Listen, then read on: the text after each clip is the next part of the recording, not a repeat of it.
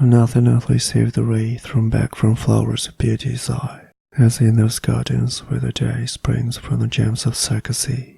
Nothing earthly save the thrill of melody in woodland reel, the music of the passion-hearted, joy's voice so peacefully departed, that like the murmur in a shell, its echo dwelleth and will dwell. Oh, nothing of the dross of hours, yet all the beauty of the flowers that list our love and deck our bowers, adorn your world afar, afar, the wandering star. 'Twas a sweet town for Nisaki, for there her world lay in the golden air, and your 4 bright suns, a temporary rest, and oasis in desert of the blessed.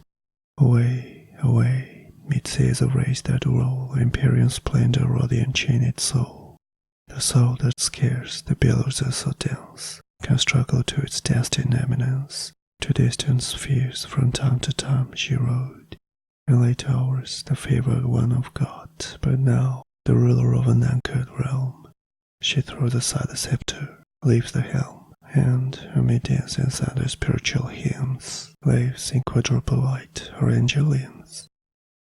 Now happiest, loveliest in your lovely earth, when sprang the idea of beauty into birth, falling in wreath through many a startled star, like woman's hair mid pearls, until, afar, Iliton hills Achaean, and it dwelt. She looked into infinity, and knelt. Rich clouds for canopies about her curled, fit emblems of the model overworld, seem but in beauty, not impeding sight of other beauty, glittering through the light. A wreath that twined each starry form around, and all the opal day in color bound. While hurriedly she knelt upon a bed of flowers, of lilies such as wreathed her head on a fair couple ducato, and sprang so eagerly round about to hang upon the flying footsteps of deep pride, of her who loved a mortal and so died. The safe liquor, budding with young bees, upbraided its purple stem round her knees, and gemmy flower of Trebizond misnamed, image of high stars where erst it shamed all other loveliness. Its honey-dew, the favorite nectar that the heathen knew, deliriously sweet, was dropped from heaven, and fell in gardens of the unforgiven in Trebizond, and on a sunny flower, so like its sun above that, to this hour, it still remaineth, torturing the bee with madness and unwonted reverie. In heaven, and all its environs, the leaf and blossom of the fairy plant, in grief disconsolate linger, grief that hangs her head, repenting foliage that for long have fled, heaving the white breast to the balmy air, like guilty beauty, chastened and more fair. Nyctanthus too, as sacred as the light she fears to perfume in the night, and a clear pondering between many a sun, while pettish tears adown the petals run, and that aspirant flower that sprang on earth and died, ere scarce exalted into birth, burst in its odorous heart in spirit to wing its way to heaven from guardian of a king, and Valesnerian lotus thither flown from struggling with the waters of the Rhone, and thy most lovely purple perfume, Zanti, is Eldorado, fior di Levanti, and thine humble bud that floats forever with Indian Cupid down the holy river. Fair flowers and fairy, too, whose care is given to bear the goddess song in odors up to heaven.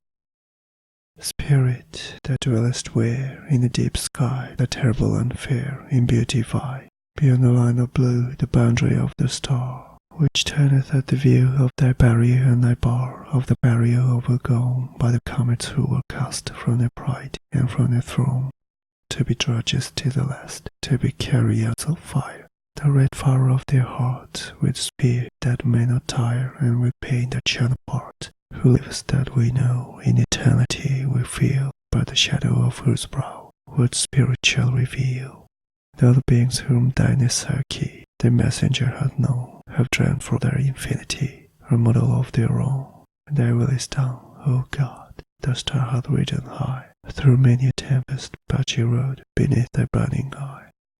And here, in thought to thee, in thought that can alone ascend thy empire and so be a partner of thy throne, a winged fantasy, my embassy is given, till secrecy shall knowledge be in the environs of heaven.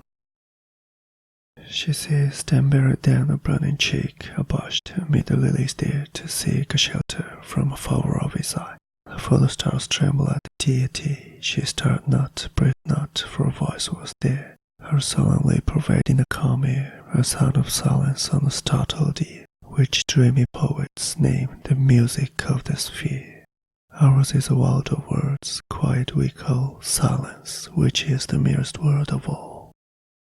All nature speaks, and even ideal things flap shadowy sounds from visionary wings, but not so when thus, in realms on high, the eternal voice of God is passing by, and red winds are withering in the sky.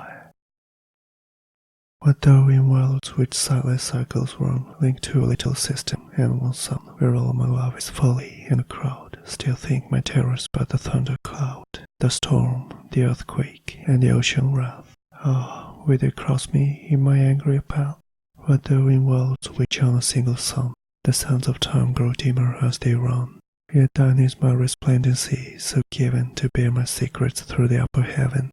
Leave tenantless thy crystal home, and fly with all thy train athwart the moony sky, apart like fireflies in Sicilian night, and wing to other worlds another light. Divulge the secrets of thy embassy to the proud orbs that twinkle, and so be to every heart a barrier and a bound, lest the star tottering the guilt of man. Uprose the maiden in the yellow night, the single moony div, run out we plight, our faith to one love and one moon adore. The broad place of young beauty had no more.